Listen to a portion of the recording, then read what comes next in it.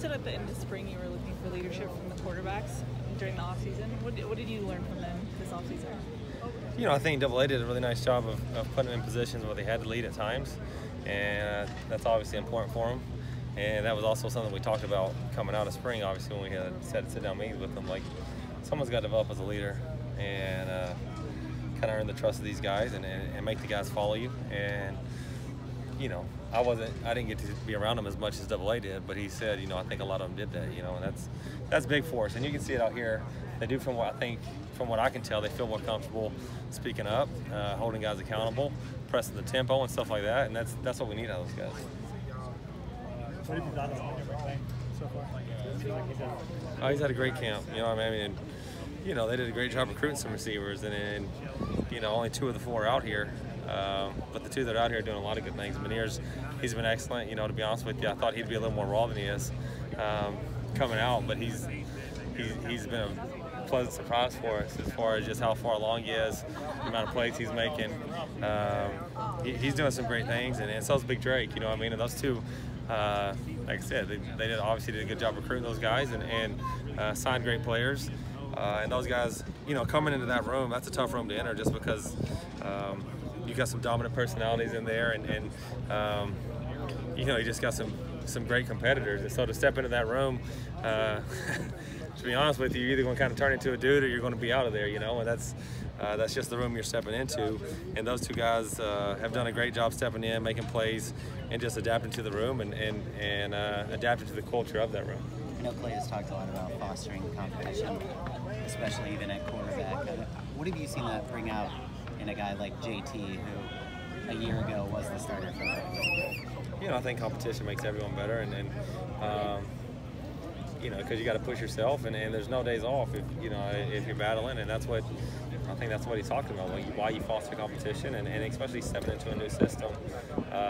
Everyone's coming on an equal playing field, so it's going to make you either play well or someone else is going to pass you up. And so that's the goal of competition always, and I think it makes all of us better, and regardless of who ends up playing, like I said, they're going to be better because they had to compete all day, you know, every day all spring, every day all camp, you know, and so that's where we are. Can you go all the way through and not know until the Friday before the Fresno game?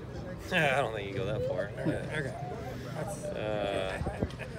You can let them compete for a while though, and you know, we're 4 practices in, and so that's the thing is when you've only got 4 practices, you know, you have a limited amount of film to go on, but we got to figure out who's playing best, or who we think is going to be playing best come whatever, August 31st, whatever day that first game is, and obviously you're going to have to make a decision who the guy is before that point, but I think you have to get closer to that point to see who's playing the best at that time and who gives you the best chance to win a football game. How do you structure the mixing and matching of quarterbacks with receivers?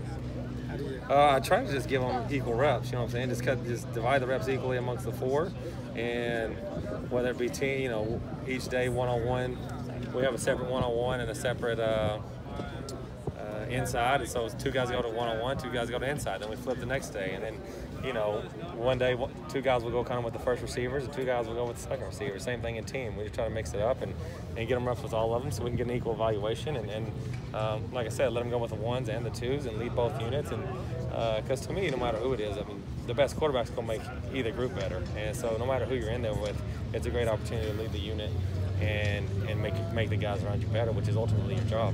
Mentally, where have you seen JT kind of take a step forward from spring to fall in this offense? Well, I think more than anything, I think JT's, I mean, he probably had the most room to improve as far as like becoming a leader, but he's probably taking the biggest steps in that aspect because he had room to improve, you know what I'm saying? And that was one thing, that was probably what we told him the most that he needed to improve on coming out of spring, was being a leader, getting that unit going. And I think AA put him in position to have opportunities to lead this summer, and he's done a nice job of it out here so far, and so that's where I think he's developed the most from spring to now. How have you seen Keaton Clovis develop since the spring to now, and what surprised you the most about him? You know, Keaton's a special talent, and you know, the first 2 days I think he was pressing a little bit, and the other thing about Keaton was, I mean, if you look at him, he's gained, I don't know how much weight he's gained, but he's gained quite a bit of weight, just, I mean, good weight. He's a big, strong kid. in that summer program, he got a lot stronger. His body still developed, and he just turned 18 this summer. So he's a young kid that had room to grow, and he did grow. And so part of it, I think, he's adjusting to his body. But the first couple of days, he was a little bit off. The first 2 practices, and the last 2 practices, he's been throwing darts again, and that's the key that we saw all spring. And then he's got a special arm. He can make some throws that a lot of people can't make. And he did a great job all summer coming in, watching film, trying to get as many reps as he could get without being on the field. You know what I mean? I thought he maximized the summer in that way. And again, he's got his arm is, when that ball comes out of his hand, it looks different, and that's what it's supposed to look like. And so he's done a good job of that. Like I said, I think the first 2 practices he pressed for 1, and 2 was kind of getting used to a stronger body. And the last 2 practices he's looked really sharp. So he just got to keep that up. Coach, the quarterback competition has been pretty democratic so far, with everyone getting almost an equal amount of reps. When do you expect that to change? I think you got to let him go at least for a week or week and a half, and at that point, hopefully we'll kind of, if not, narrow it down to 1, but at least narrow it down to 2. You know what I'm saying? Or start to weed it out as we probably get closer to a week or 10 days in, but again, we got to get closer to the first game to see, because it's not about who's playing best on August 1st. It's about who's playing best on August 31st, and in order to figure that out, you got to, like I said, let them compete until then. And so obviously I don't think you can continue to give 4 guys reps all the way till then, but I do think, like I said, you got to give them some time to let them get settled into the offense, give them an equal opportunity, let them really show what they're doing, let us see where they are, and after a couple, first scrimmage, second scrimmage, somewhere in there, kind of start to narrow it down, and at least to start cutting 1 guy's reps or 2 guys reps, and when you got a guy, you got obviously devote reps into that guy, but we got to figure out who's going to be playing best at the end of the month, not the beginning. How do you balance the advantage of protecting a red shirt, you get veteran guys first, just to keep him totally wide open, if he's whatever he wants? Yeah, if he's around here, I don't think you redshirt people, I mean, it seems like everyone tries to leave early anyway, so, this is a different place than most places. And so, obviously, with quarterbacks, I think redshirts really help, but some guys are ready to play, and if you're ready to play, you're ready to play. And so, I think that's our approach with all our guys. If these guys can play, we got to let them roll, and especially with the new 4-game redshirt rule, I think that helps you too. You know what I mean? So, I don't think it's as big of a deal anymore, especially with 4 games, because you can kind of go into the season and you still got some time with those guys to see where they are. But I don't think the red shirt's even been considered, because you got to figure out who your first guy is. And who's your first guy, you got to go play him. And like I said, around here, it seems like guys come out after 3, so 5 seems like a marathon, I guess, at least for guys. But I'm used to the 5-year plan, and these guys aren't. But again, I don't think we've even considered it, because we got to figure out, if he's your best guy, you got to put him in there. And if he's not your best guy, then you probably take the red shirt in consideration. But you got to figure out where he sits before you start considering red shirts. Let's do one more. Clay mentioned wanting to have 8 receivers in rotation.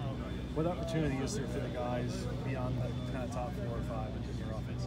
There's a lot of opportunities. You watch them today. The top guys couldn't even hardly make it through the end of practice. They're tired, and so as many reps as we're going to get, and as fast as we want to play, and as many routes as they're going to be running, and the distance they put on those legs, you can't just play 3 or 4 guys. You got to have 8.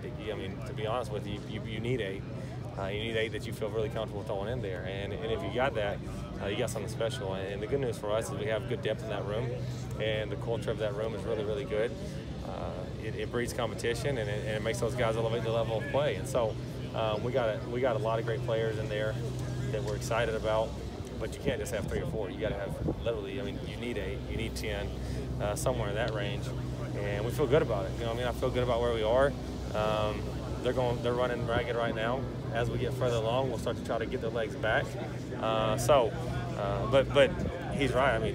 You're going to need a lot of guys, and those guys, if your top guys can go, we're going to let them go. But we'll get too many reps and run too many routes for them to go every single snap. And so you're going to have guys that come in that can make plays regardless of who's, you got to expect to make plays and run your offense regardless of who's in the game. And that's why he's talking about having 8, having 10 guys that you really feel good about, throw in there and go execute.